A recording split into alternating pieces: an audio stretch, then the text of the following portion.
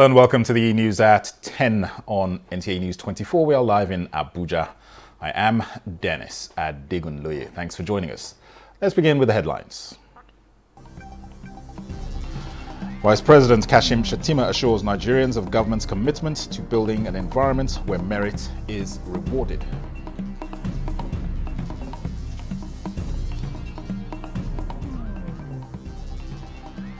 Federal government refutes signing of $150 billion Samoa agreement. We found that despicable and wicked because the allegation is nowhere in the document signed.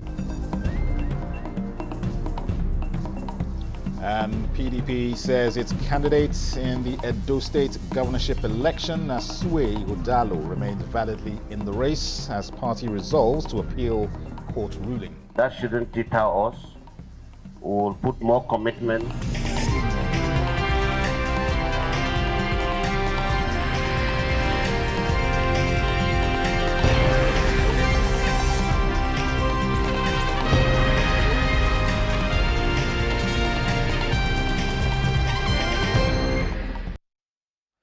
Okay, let's begin at the State House. Vice President Kashim Shettima has assured Nigerians that the present administration is committed to creating an environment where merit is rewarded and every public servant feels valued and motivated to give their best. This was while presenting awards of recognition to outstanding public servants at the second edition of the Nigeria Excellence Awards in Public Service held at the State House. Ekene Ndlue reports. An occasion that casts a spotlight on outstanding Nigerians who have demonstrated innovative approaches to addressing public challenges at the grassroots, state and national levels of public service. Office of the Secretary to the Government of the Federation, in collaboration with the best strategic media, is recognizing 44 individuals who have made positive changes in their spheres of influence. Among the awardees are legislators, governors, ministers, military personnel, and other public servants. We seek to make the event an annual theme to motivate public officers to work for the betterment of our dear country. Like athletes selected to represent the nation, many of them have put up quite an impressive performance since assuming office. But I know that this would not have been possible without clear mandate monitoring and evaluation tools set by Mr. President. Vice President Kashim Shettima, who introduced the new role models to the nation, reminded public office holders that each of them is an employee of the Nigerian citizen. The 44 persons we are here to honor set in motion a chain of action to build a culture of hard work and commitment to noble principles in our public service. We must also strive to make sure that the values we have set them apart are deeply ingrained in our culture. And for the award recipients, this is a spur to do more. This award is an encouragement. I never knew that people are watching or are seeing what we are doing. I know that our constituents are happy with what we are doing, but I didn't know that there are people outside who are also seeing it. We're able to overcome the challenges, and today we are being recognized not only globally but nationally for the contributions made by the Borno State government in ensuring that peace is returned and families are returned and settled in their ancestral homes.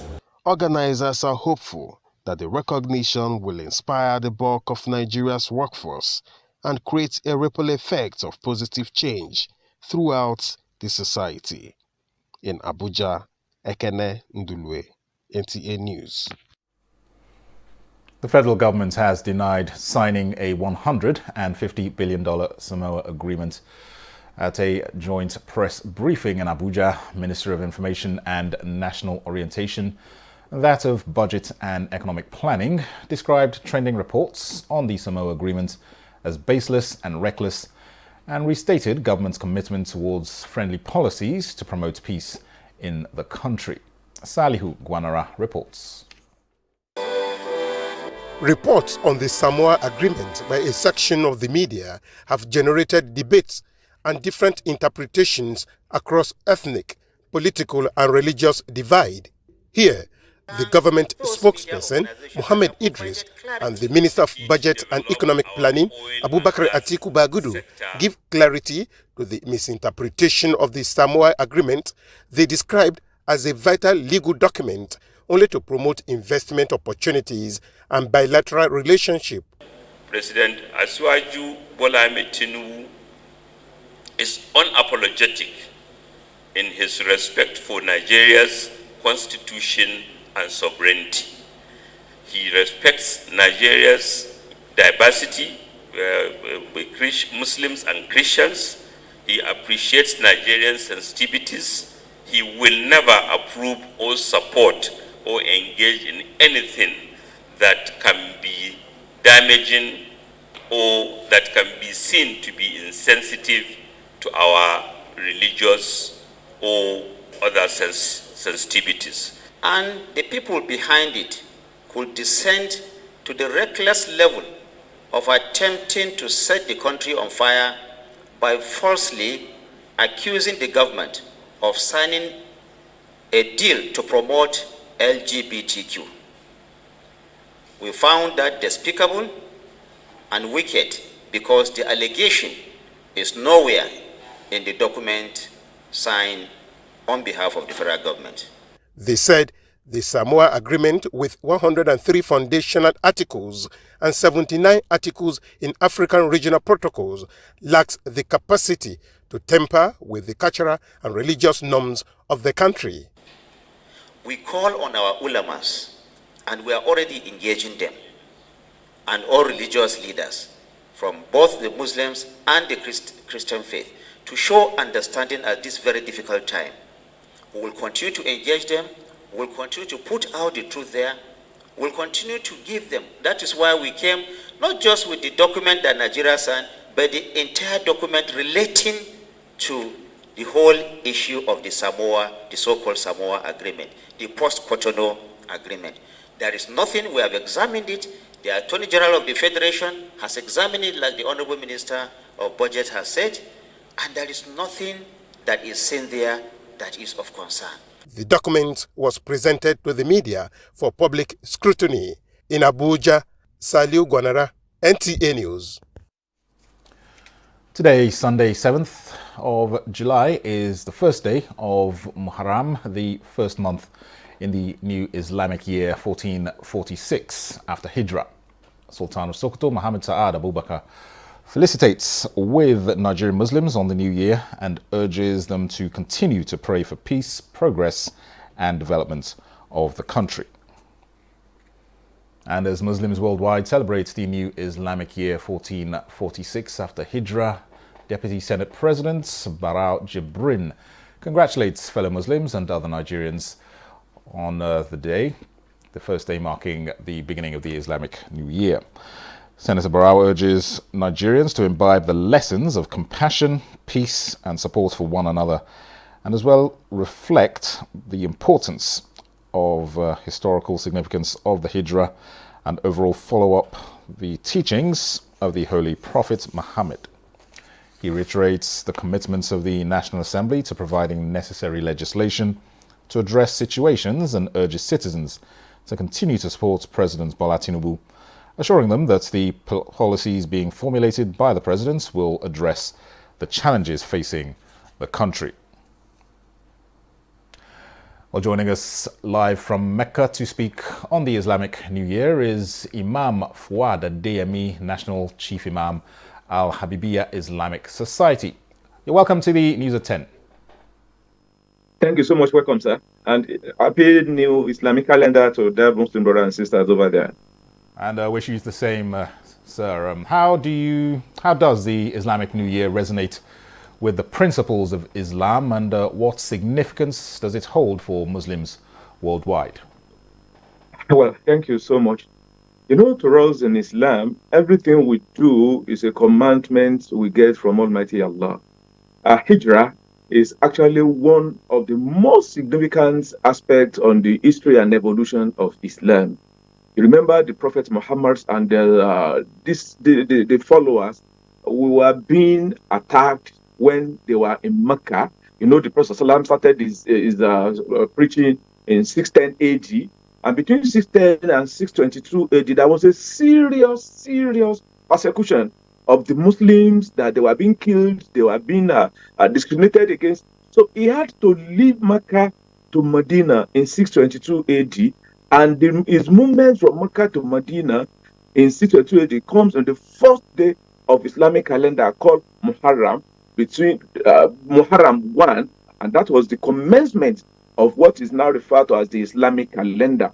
Although Quran also mentioned it, that with God there are 12 calendars there, of which 4 of them are sacred. And one of the essence of the most important lessons, significance of Hijrah to us as Muslims is obedience. Because Almighty Allah, in His infinite mercy, asked the Prophet ﷺ that he should leave Mecca where he is and for Medina. And he did that in obedience to Almighty Allah. It might be looking so ordinary, it might be looking so simple. When you live where your properties are, your families are, where you are recognized, where you are known, to a place where you don't even know what you are going to face there. And Prophet Muhammad and his people left, and they went to Medina. On getting to Medina, it also established one thing that the entire world is also enjoying up to today. That's what we call the Medinan Charter, of which in Medina there are Muslims, there are Christians, there are Jews, there are traditional worshippers. And there is a constitution which Muhammad sallallahu and the nascent Muslim community, they created. They call it the Medinan Charter. And that charter today is the longest surviving peaceful charter that is still working. So it allows Muslims to work hand in hand with the Christians, with the Jews, and with the indigenous people, so that in a very peaceful manner, and that is even what we are in need in our country today. If you see the way the thing work together, and up to today is still working. I think when we apply it to the way we do things in our country, it is going to be something that will change our country for better. Okay, and in what ways can the Muslim faithful commemorate the Islamic New Year beyond marking the occasion on the lunar calendar? What are some recommended practices or reflections for this period of time? Yes, first and foremost, a Muslim should understand that the new year, the Islamic year, it is a call to action, so that we understand we have a kind of relationship with Almighty Allah. Because when you say this is Muharram, the meaning what comes to your mind is, what are my duties and responsibility to my God at this time? It will say this is Safar. It will say this is, you know that. Then secondly, it is also a time in which we have sincere obedience to Almighty Allah. And when you obey Almighty Allah, you will love whatever Almighty Allah has created.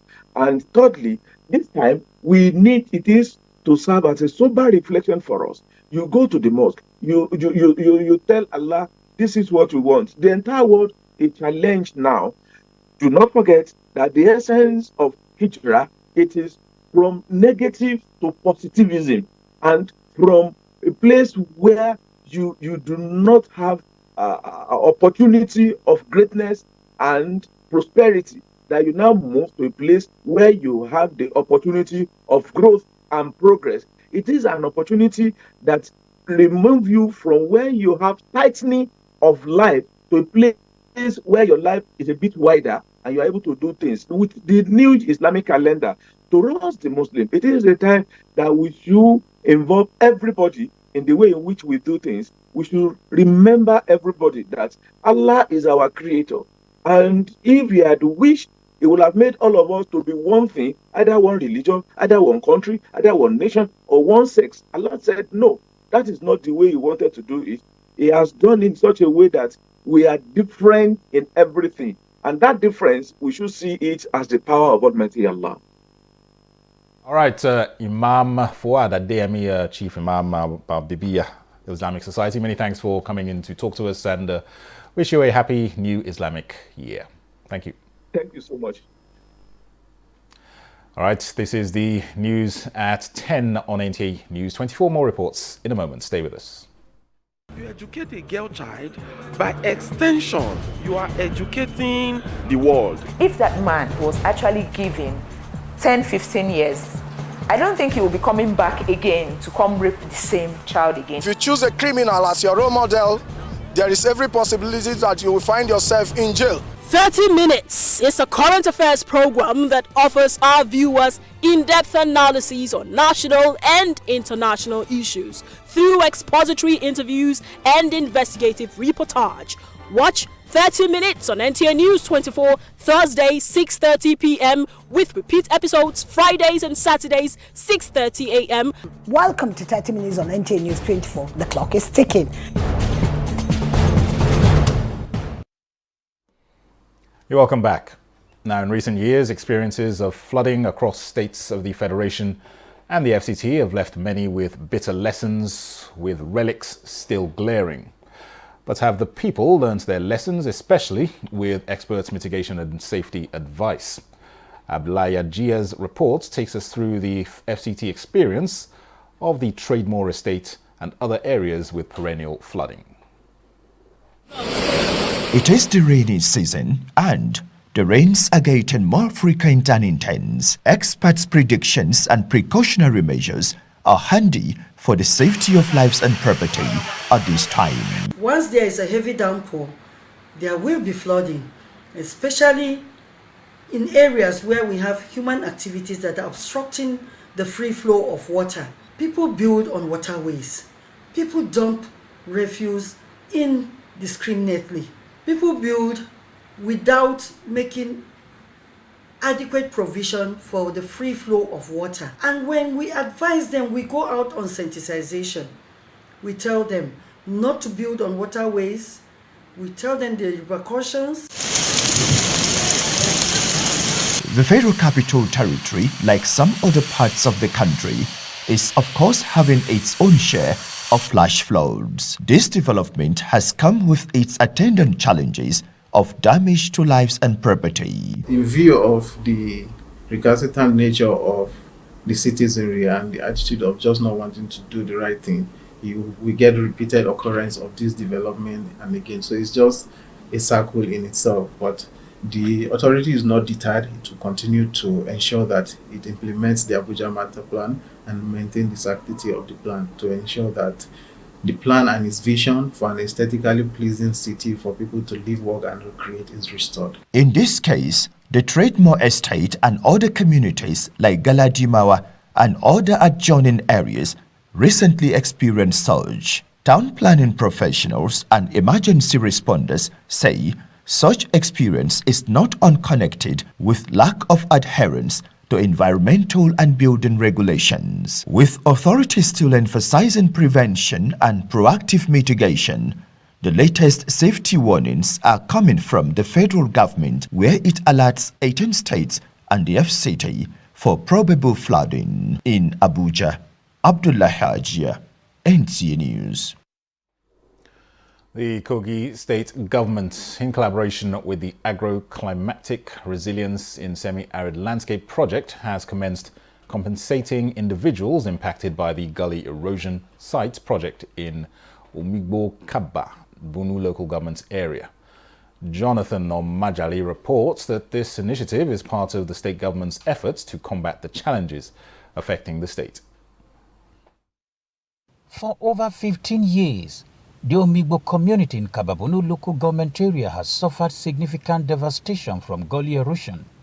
The rainy season is particularly dreaded by the people. Once it's raining like this, that's how the people through the fence to see what will happen. We lost so many of our properties. Efforts to commence civil works at the erosion site and provide relief to the affected residents have been ongoing, with the Kogi State government partnering with the World Bank's Akresa project. The dream is now a reality, with the check presentation ceremony to compensate project-affected persons in the Omigbo Gully Erosion project. It's more than 15 years now, and it has led to so many accidents, deaths, and has caused so much hardship to the people of Omigbo. However, today marks the beginning of an end to that problem by God's grace.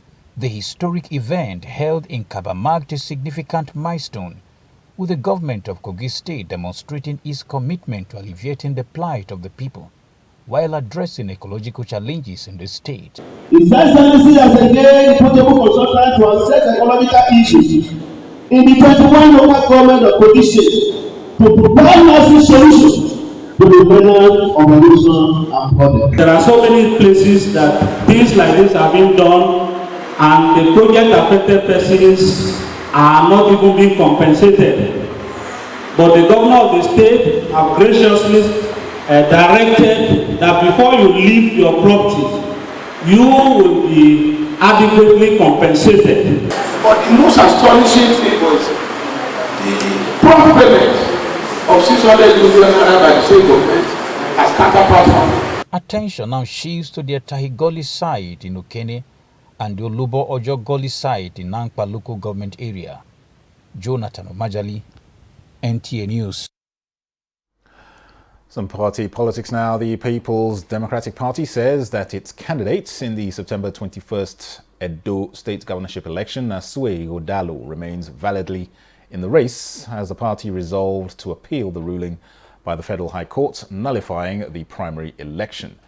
Chairman of the party's National Campaign Council for the election and Governor of Adamawa State, Amadu Vintiri, said this at the opening of the council's meeting in Abuja. Timothy Yusuf reports. The governor of Adamawa State, Amadu Vintiri, is leading the National Campaign Council for the September 21 governorship election in Edo State. Asue Ighodalo, the party's governorship candidate, remains authentic and sellable, Vintiri emphasized. Yes, there's a little setback temporarily. God will see us through it. 3 days ago's court judgment. Anybody who peruse and look through the entire process, this is what will not stand in the court of law, particularly that will be approaching the court of appeal. And that shouldn't deter us. We will put more commitment. And we know very much that the Apex Court has pronounced the issue of delegates is purely an internal affairs of the political party. Former governor of Edo State, Lucky Benedion, and the governorship candidate Asue Ighodalo are optimistic that PDP will emerge victorious in the forthcoming election. PDP is in my DNA, and I will assure and ensure and do all that is necessary that victory is ours come September. We've already seen the signs that this is going to be a difficult election, not on the issues, but on distractions. The National Campaign Council, which later dissolved into various sub-committees, has PDP Deputy National Organizing Secretary Pascal Adigwe as Council Secretary. Timothy Yusuf, NTA News. Director General of the Nigerian Television Authority, Salihu Abdulhamid Dembos, has again been honoured with an award of Charity Without Borders by the Rotary Club of Abuja Maitama. The recognition is coming as a result of the DG's sterling contributions to the promotion of the mandate of Rotary International. Charles Alpha reports. It was the investiture of the 13th President, Rotary Club of Abuja Maitama, Rotarian Rosamond Favor Uche, a woman whose contributions to her community, profession and Rotary is believed to exemplify the standards of a leader and a go-getter. For the next Rotary year, the Magic President, as she is fondly called, will be championing the cause of the club. Together we will serve with passion and dedication, making a positive impact on the world around us. We are celebrating not only the cornerstone of leadership within this club, but the continued commitment that makes Rotary the beacon of service. NTA, the only station with a global reach. The Director General of NTA, Salihu Abdulhamid Dembos, as part of those contributing to the ideals of Rotary Club International, was honored with the award of Charity Without Borders by the Rotary Club of Abuja Maitama.